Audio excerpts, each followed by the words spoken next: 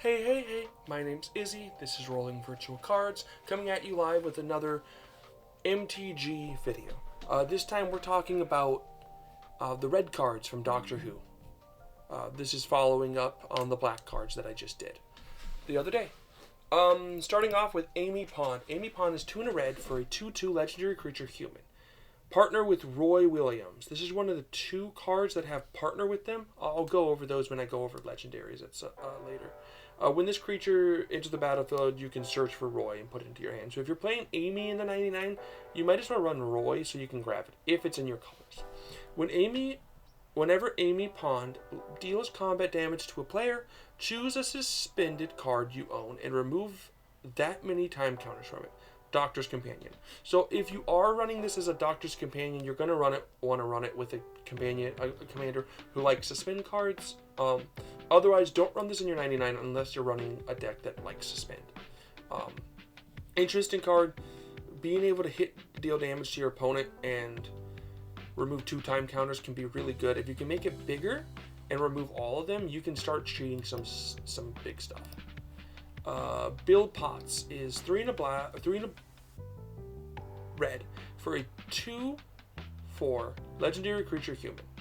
Whenever you cast an instant or sorcery spell that targets only Build Pots or activate an ability that targets only Build Pots, copy that spell or ability. You may choose new targets for the copy. This ability triggers only once each turn. Doctor's Companion. If you have a doctor that has an activated ability that can target Build Pots, copying it is cool. As long as that ability is useful, of course, to copy. Any deck that like the copying the spell on it, I don't like those decks. I find them kind of boring to play. That being said, if you do enjoy it and you do want to build them, any card that says draw a card but also targets is great with Build Pots. So, target creature gains haste, draw a card. Well, then you also target another creature, gain haste, and draw a card. That's useful, especially since you can target your doctor. That's one thing I like about Build Pots in the doctor deck. Sure, the activated ability of the doctor can trigger on Build Pots and someone else, maybe itself. But if you target Build Pots and give it like +3/+3, you can also target the doctor and give it +3/+3. Giving you kind of like 2 big commanders that you could probably find some fun things to do with. Next, Blasphemous Act. This is a reprint classic card in Commander. 8 and a red for a sorcery. This spell costs 1 less for each creature on the battlefield. Deals 13 damage to each creature. It's basically a board wipe. It's interesting. I love the art there.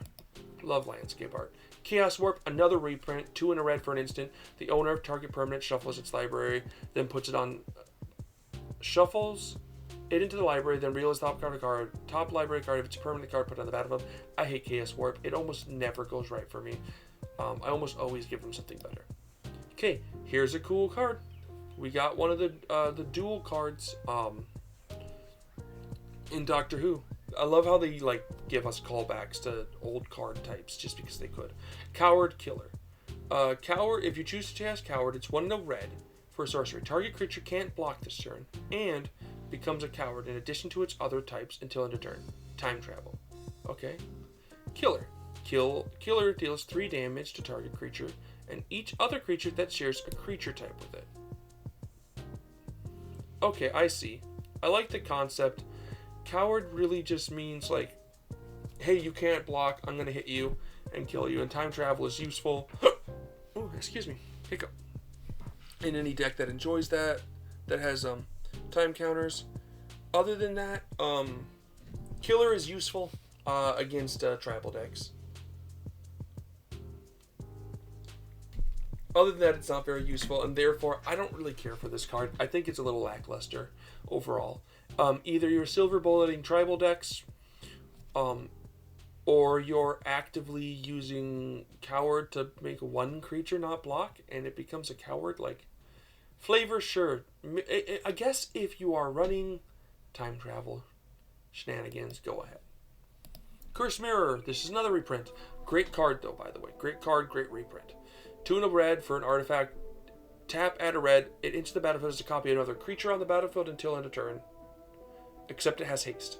This is great because of ETBs.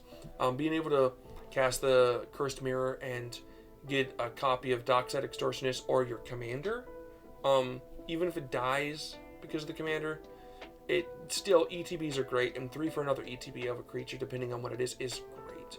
Like, if you got like a 5-drop ETB, Curse Mirror is now a 3-drop ETB of that, and it ramps you, so good times. Dan Lewis. Dan Lewis is 1 in a red for a 2/2 legendary creature, human. Non-creature, non-equipment artifacts you control are equipment, in addition to their other type, and have equipped creature gets +1/+0, and equip 1. Dr. Companion. Okay, this is interesting. I get the lore, like he likes to grab random things and hit people, or use them as a defensive thing. Haha, comic relief turned into a commander. In game, like, I guess if your doctor likes artifacts, or is producing artifacts, turning your treasures, clues, and food into artifacts or into equipment is cool, because this is non-creature, non-equipment. So it's not affecting your creatures or equipment, just the regular artifacts. So your ramp becomes artifacts that equip. This is interesting if you're running a lot, if like your deck is mainly artifacts, like just basic artifacts, you could eventually like equip 10 things to your commander, giving it +10/+0. That's not bad. I mean, you equip this, that becomes a 12 too. It's interesting. I don't love it. I think it's like one of the weaker companions, but it gives you a win con in the command zone. Kind of like you're pushing to turn all the artifacts you're casting into equipment, and you're going to equip them all to your commander and then deal commander damage for win. Interesting. I don't hate it. I just think it's kind of weak. Day of the Moon. Day of the Moon is 2 in a red for a sorcery with 3 chapters.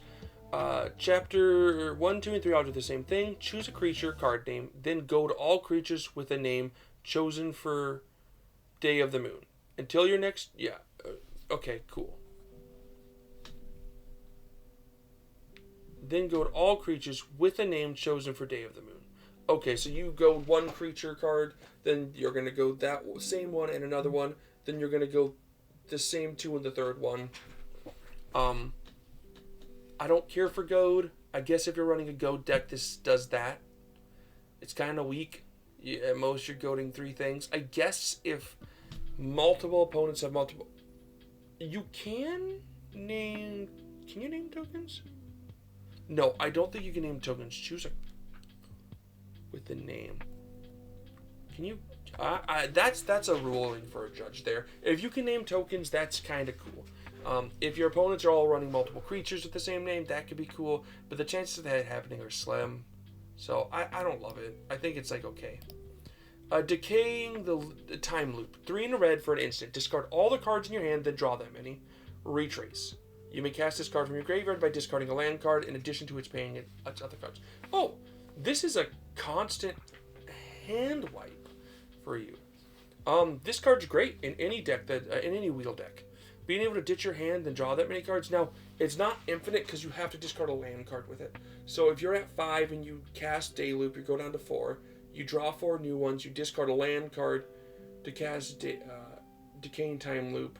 You draw 3. Then you discard another one. You draw 2. So it doesn't go infinite if you have infinite mana. Unless you have a way to double up the cards you're drawing, which you might have that.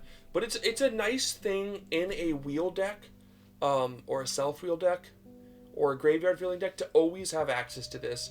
Oh, I've got nothing to do. I don't like my hand. Let's just do this. Even in a deck that doesn't necessarily need that, having access at all times to pay 4, ditch a land you don't need, to just refill your hand with new cards is useful. I think it's an underrated card, most likely, 64 cent. But this is good for red cards, red decks. Any deck that is for red decks, mono red decks, any deck that doubles up card draw, and any wheel-based deck. Very good. Delete. Delete is not a reprint. Okay, delete is X and 2 red for a sorcery. Delete deals X damage to each non-artifact creature and each player. Delete's a win con. You will be deleted. Delete's a win con. If you have more life than your opponent and you have infinite mana or a lot of mana, you can delete them. So if you're at 41 and they're at 40 and you have 40 for X, you can just go, you guys die. On the other hand, you can also use this as a board wipe, and if you're running an artifact creature deck, perfect. You'll keep them. So artifact creature decks, definitely run this. If you want a win con that's just a lot of mana, go for it. Very useful card. And again, it might not be 40. If you're playing the game over a while and they're at like, this guy's, the highest life is 25, but you're at 26, at least 26, boom, they're gone. So burn decks, great way to finish off the game after taking everyone down. We need more stuff like that. Donna Noble is 3 and a red for a 2/4 legendary creature human with Soul Bond, which means when it enters the battlefield, you pair it with another creature. When either enters the battlefield, with another unpaired creature, when either enters the battlefield, they remain paired for as long as you control both of them. What that means is when it enters, you can target an unpaired creature, or if you cast another creature, you can repair it. Well, actually, you can't. If Donna's on the field and they killed the other paired, and then you cast another one, Donna's no longer paired, and then you can do that. When Donna or a creature it's paired with is dealt damage, Donna deals that much damage to target opponent. I wanted this to be a win con, and it is if you give it indestructible. It's got the stuffy doll wording. So like if you deal 50 damage to it, you can deal 50 damage to an opponent. Or if you deal 50 damage to its partner, you can deal 50 damage to another opponent. If you can deal 50 damage to both of them, Donna will deal 50 damage to 2 opponents, killing them. But that's only 2. It's not all 3. And if you have infinite ways to deal damage to a creature, which is sometimes easier to get to than damage to an opponent, the downside with it is it's not indestructible. Neither of them are. I don't think there's an indestructible doctor. And that's going to leave you totally totally behind on numbers and not being able to really catch up because it's no longer Donna and the commander doing something. You now have to find a way to make it indestructible. That being said, outside of making it an infinite, as a Doctor's Companion, any of the Doctors that have ways to protect themselves or not die, or like you dealing damage to an opponent, Donna's going to be great with. Being able to like swing in your Doctor or block with your Doctor, take 3 damage, and then down going, that opponent takes 3 damage. That's going to build up over time. It's a nice like little control package there to slowly deal damage to your opponents. Next is Ecstatic Beauty. I love this art. This is so good. I love that art style. 2 and a red for sorcery. Exile the top 3 cards of your library. You may play those cards until end of turn. Put 4 time counters on each of those cards that has suspend.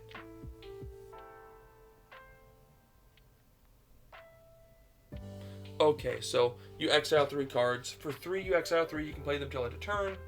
But you already spent 3 mana. I don't like the cards that make you use it right away. Putting time counters on the suspend cards is interesting. Suspending this is also interesting because for 1 red on your turn 1, on turn 4, you'll be able to go +3 and have stuff. So I don't mind it there as a turn 1 play, honestly, in a red deck. Yeah, I'd run it there. Turn 1 play. By turn 4, I'm getting a draw 3. Yeah, and you can play them. In a suspend deck, run this card. Being able to suspend the suspend cards is pretty useful.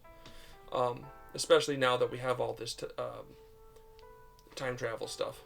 So yeah, suspend decks in any red deck, it's not bad, honestly. Ensnared by the Mare. 2 and 2 red for a sorcery. Each opponent faces a villainous choice. They exile cards from the top of their library until they exile a non-land card. Then you may cast that card without paying its mana cost. Or that player exiles the top 4 cards to their library and Ensnared by the Mare deals damage equal to the total mana value of those exiled cards to that player.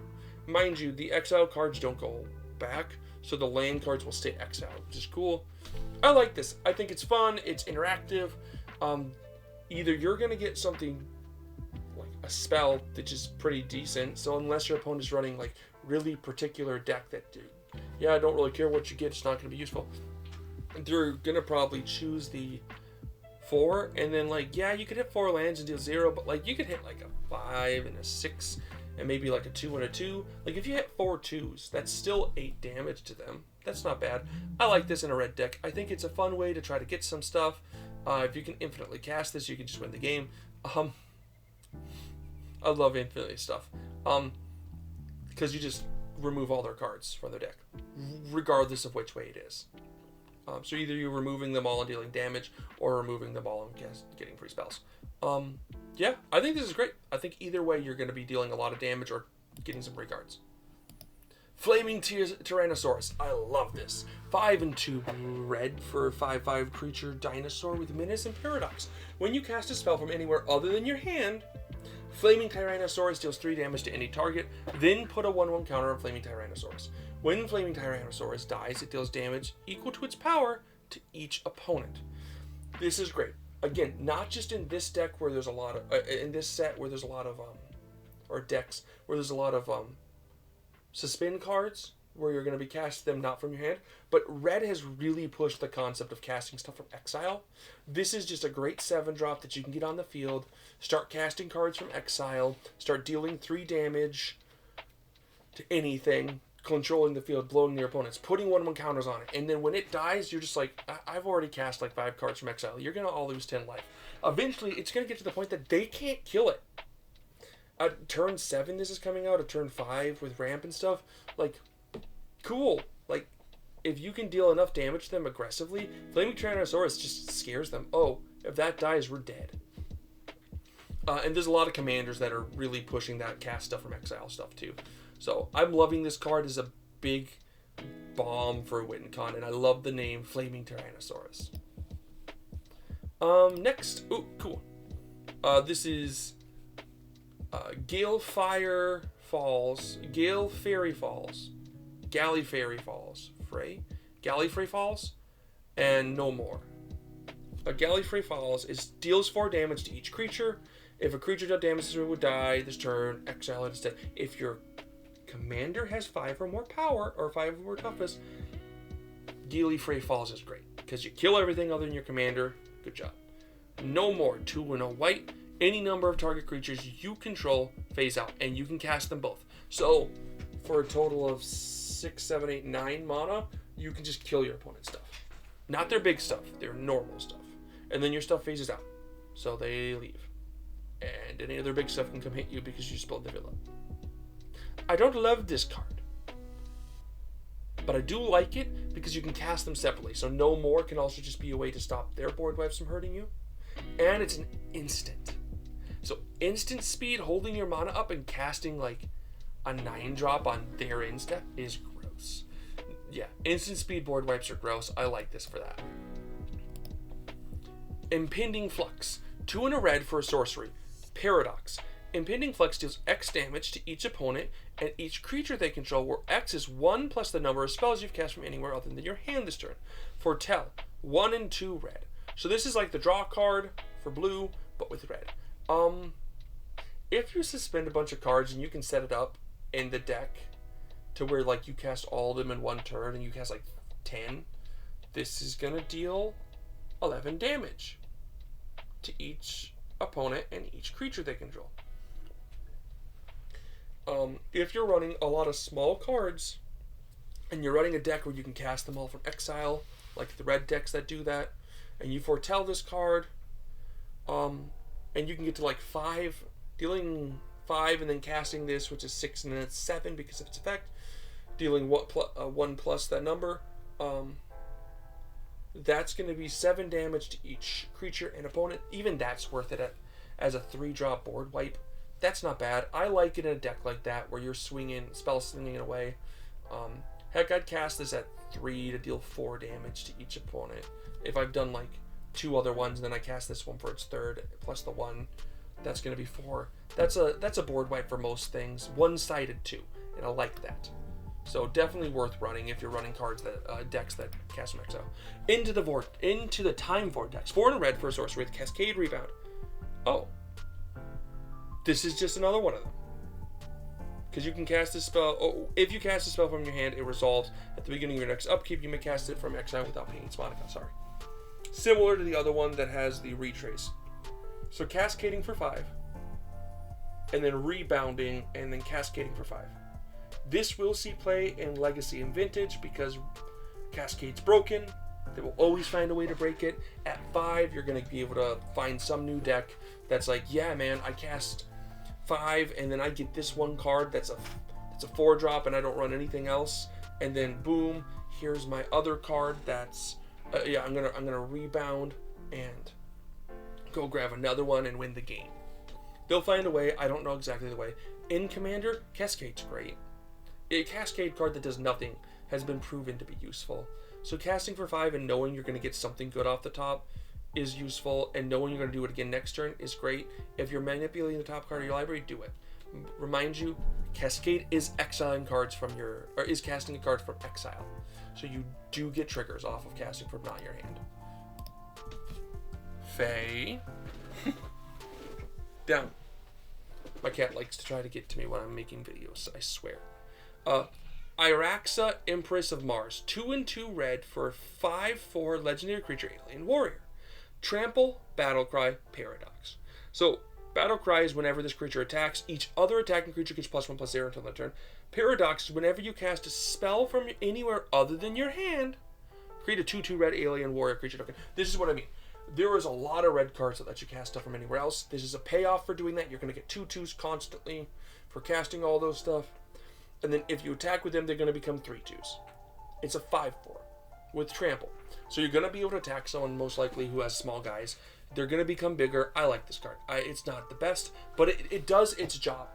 Because a majority of your deck is card advantage. Your deck is built around exiling cards and being able to cast them. So you're going to get more cards. You're going to play more stuff. You're going to get 2/2s. I love decks where the build of the deck...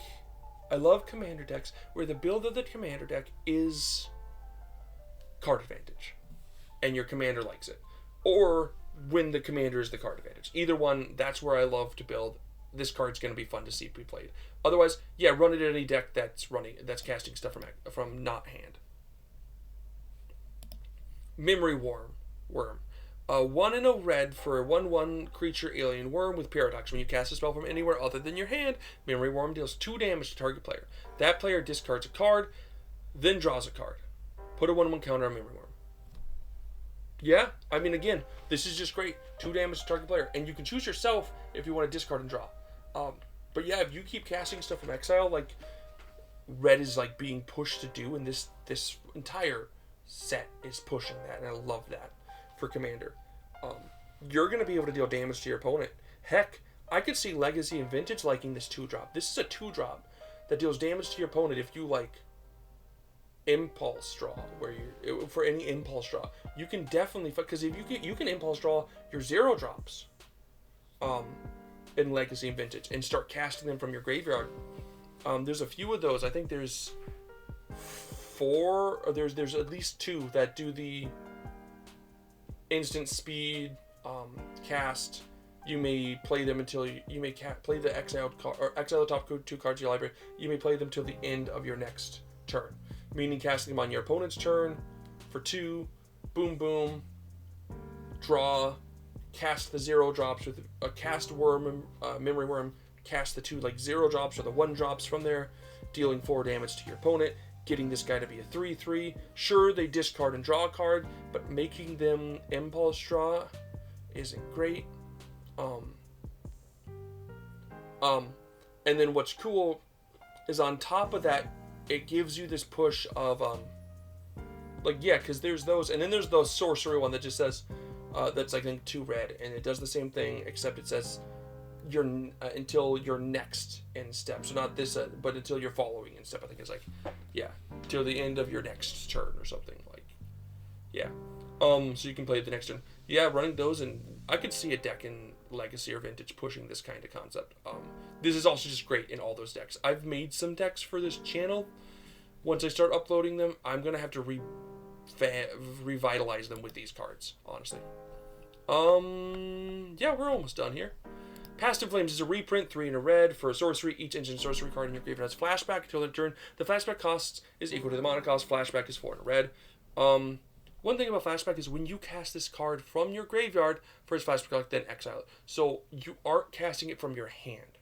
So again, any of those decks that trigger any of the legendaries, like the alien one, all the cards you're casting from your graveyard aren't from your hand, so you're going to trigger it and make a bunch of 2/2s. And you're going to deal a lot of damage with Memory Worm with Past in Flames. Again, Past in Flames is already a card that's been seen play in other formats like Legacy and Vintage. With Memory Worm, you got a way to win with it. Return the Past. 4 and a 2 red for an enchantment. As long as it's your turn, each instant and sorcery card in your graveyard has flashback. Its flashback cost is equal to its mana cost. That's great. I love this. I love this card for the decks where you're casting it from not your hand. Really great. Super useful. Definitely a pick for those. Any deck that's heavy on instant and sorcery, this is going to give you a great way to start casting them more often. Because it's permanent, unlike Past in Flame where you have to waste the 4 mana and then go, I hope I can do this. This is just like, I'm going to play this turn and try going off next turn. So that's great. I actually love everything about this card. In decks that both, I love it in decks that want you to cast from other places than hand, and I like it in decks, and I love it in decks that like instant sorceries, and I like it in decks that are just like, I run some instant sorceries, cool, let me cast them. Let me get access to my freaking draw cards and stuff again. RMS Titanic. RMS Titanic is 3 in a red for a 7/1 legendary artifact vehicle with flying and trample. When RMS Titanic does combat damage to a player, sacrifice it, create that many treasure tokens. Okay, so this comes on the field for 4. Does nothing. Next turn, your commander, who happens to have 3 or more power, tap, swing with this guy with flying and trample, hit the opponent who's open, make 7 treasures. How much does it cost? 4 for 7. It's worth it. Any red deck that needs ramp. This is not a bad ramp card. Takes a little setup, but as long as your deck is built around it, where your commander has 3 power and can crew the RMS Titanic itself, the following turn, there's going to be one of your 3 opponents who doesn't have a flyer, you're going to be able to make 7 treasures. And on top of that, you're going to deal damage to your opponent. Nice 7 damage. On top of this, if you can make it stronger, you're going to, if you can make it stronger or double the damage output, you're going to make more treasures. If you're running a token deck, you can double the treasures you make. Double 7 is 14, that's gross. If you're running an artifact deck or a vehicle deck, this card just goes in a lot of decks, guys. Even in just in a generic deck that you need ramp, like a non-green deck that needs ramp, do it. I love it. This card's fantastic. It's going to be underrated because it's a vehicle. People don't like vehicles. I think it's really good. Ryan Sinclair. Ryan Sinclair is 2 in a red for a 2/2 legendary creature human. When Ryan attacks, exile cards from the top of your library. Until you exile a null land card, you may cast the exiled card without paying its mana cost. If it's a spell with mana value less than or equal to Ryan's power. Put the exiled cards not cast this way on the bottom of your library in a random order. The Doctor's Companion. Yeah, okay, so any Doctor that likes you casting stuff from not your hand, Ryan's great. Any Doctor that can buff Ryan, Ryan's great. Buffing Ryan is a necessity. Otherwise, just run a deck with everything that's 2 or less. So if its value is less than or equal, yeah. So you can make an entire deck that's 2 or less, other than Ryan and the Doctor, and Ryan always triggers. And that's a fun idea. No, I don't want to buff Ryan. I'm just going to run this really good Doctor and Ryan, and the rest of my deck is 2 or less CMC. Why? Because I want to always trigger Ryan. Have fun. I think that sounds interesting. Cool idea for a commander. Sublime Soothsayer is 2 in a red for a 3/2 creature human warlock with temporal foresight. When Sublime Soothsayer enters the battlefield, reveal cards from the top of your library until you reveal a non-land card with mana value 3 or greater. Exile that card with 3 time counters on it. If it doesn't have suspend, it gains suspend. Put the rest of the revealed cards on the bottom of your library in a random order. Okay, so like, again, I don't like suspend, especially suspend 3. You don't get to do anything for 3 turns. On the other hand, if you can constantly cast this card and on the one or constantly ETB this card, flickering it, and you can like spin like 5 cards in 5 turns, something's gonna happen. But with mono value, until you reveal a non-land card with mono value 3 or greater is the cool part, because you can still run deck that doesn't like that stuff. You can also run this in a deck that only has like 1 card that's mono 3 or greater, and this card will always grab it, other than itself, which is interesting. Especially if you're running future deck, where you can time travel deck, where you can get rid of the stuff. But yeah, I'd love to see this in a deck where like everything's 2 or less, except for Soothsayer in the deck, and the other cards you want to grab. Maybe like Bolas' Citadel. That'd be funny. Hey, here's Bolas' Citadel, and everything else is 2 or less, and you just get Bolas' Citadel. And then you run it with the Ryan as your commander, because it can hit everything other than playing the Bolas' Citadel. Stupid. Centaurian General is 4 in a red for a 5/5 creature alien soldier with trample and haste. Battalion. When Centaurian General and at least 2 other creatures attack, for each opponent, go up to 1 target creature that player controls. Those creatures can't block this turn.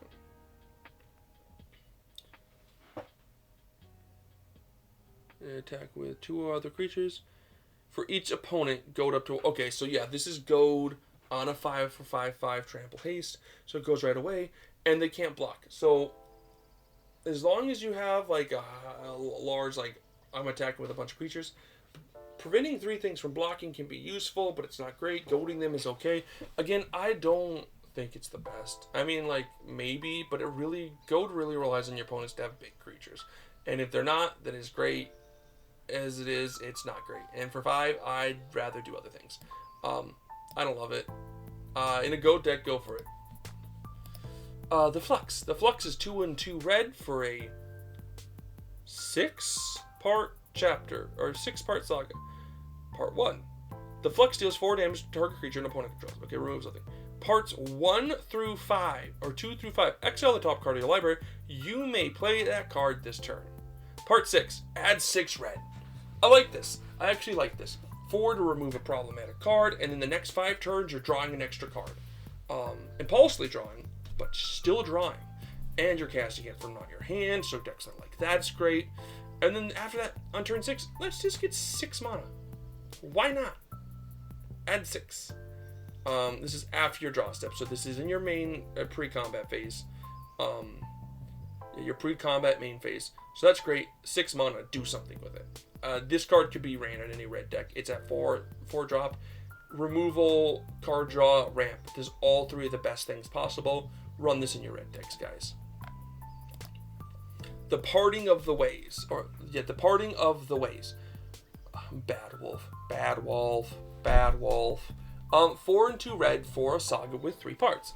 Exile the top 5. Part 1 is exile the top 5 cards of your library. For each non-land card exiled this way, put a number of time counters on that card equal to its mana value. If it doesn't have suspend, it gains suspend. Okay, so exile top 5 for any of the non-lands, you're gonna like suspend it for the CMC or the mana value. That's not bad. Like, you could get 5 out of 5 and suspend 5 cards. Part 2 is time travel and time travel. Okay, so like whatever it is, they're going down to. So even if you get like a 5 drop, it's gonna go to 3. And at 3, for each opponent, destroy up to 1 target artifact that player controls. Okay, I guess that's the part that's the part 1, seeing the future. Part 2 is the reality of time travel, and part 3 is like goodbye artifacts. Bad Wolf. Yeah, I like it. I think it's interesting. I'd run this in a lot of red decks just because of the time travel. But the deck I want to run it most in is Ryan. I'm bringing it back, guys. The deck that only has 2 CMCs this card, 2 CMC or less. What that mean? That means the time travel's gonna let you cast it that turn. Booyah! The Sound of Drums is 2 in a red for an enchantment aura. Enchant creature. Enchant creature is goated. If enchant creature would deal combat damage to a permanent player, it deals double that damage instead. 2 in a red, return the sound of drums from your graveyard to your hand. So being able to return this to your hand really fixes the aura downside usually that they usually have, which is 2-for-1s if they destroy it. Goading a creature is cool because you can goad the biggest creature your opponent controls. Forcing it to attack your opponents, dealing double damage to that permanent player instead. And you can still cast on your own opponent, on your own creature, goading it, meaning it has to attack, but it can't attack you. So yeah, it has to attack, but putting it on like your commander, having it deal double damage is strong, guys. It's great. Because if you got like a 5 power, that's going to be 10 damage you're dealing to someone. Commander damage, that is. So if you can get it to somehow to be 11, you're killing people. So that's great. Being able to return it to your hand is also just a great use. So if your opponent's creature dies, you can get it back to your hand for 3. So not bad. I don't love it, but it's not a bad card if you're trying to get some damage out there. Throes of Chaos is 3 in a red for a sorcery with Cascade and Retrace. This is the other one I was talking about. The one that we just got a Cascade and Rebound. This is Cascade and Retrace. One of my favorite cards in any red deck. I will put it in there. It's a pet card. Probably my favorite pet card. I love the other arts, but this art specifically is such a cool concept. I love the mystic look. And yeah, Cascade and then being able to Cascade whenever you want is great. Plus it lets you cast it for free. Or not for free, from not in your hand, which again, red likes now. Last red card. Yasmin Khan is 3 in a red for a 3/3 legendary creature human detective with tap, exile a top card of your library. Until the end of your next turn, you may play it. Doctor's Companion. Any of the doctors that want you to cast cards from not your hand, say it with me, this is a good companion. Other than that, like, yeah, I mean, like, I don't mind it. I'll get a draw each turn. Impulsive, sure, but again, there's enough cards in this set and other sets that have come out recently that just really like you to cast stuff not from your hand. And I like that. I'd play this as the commander partner or Doctor's Companion just because it gives me card draw. And I love card draw in Command Zone, regardless of how like limited it is. Oh, we do get some cool art for that one. I like that. Like the companions get that. Actually, I want to make sure. Do the companions all? Do I got a cool art for my boy? No cool art for my boy. Sad. Anyway, that's the red cards. Hope you all have a wonderful day. Peace.